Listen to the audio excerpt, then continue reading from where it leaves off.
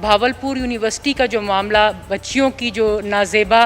تصاویر کی صورت میں سامنے آیا ہے یا جو نشاور اشیاء یا ان کی مواد کی جو سپلائی ہے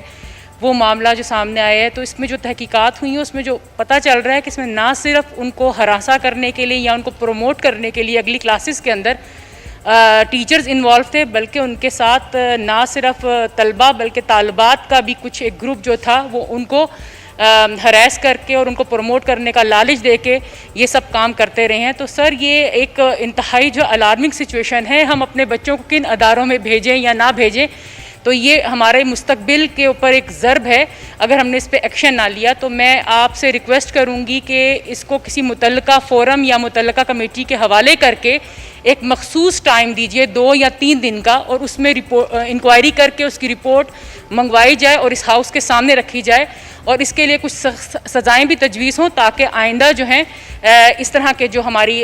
مدرسے ہیں یا ہمارے جو اس طرح کی یونیورسٹیز ہیں، جو بچوں کے پڑھانے کے انسٹیٹیوشنز ہیں، اگر یہ واقعہ کسی مدرسے میں ہوا ہوتا تو اس وقت ہاؤس کا ایک ایک بندہ چیخ کے جو ہے اس کے اوپر جو ہے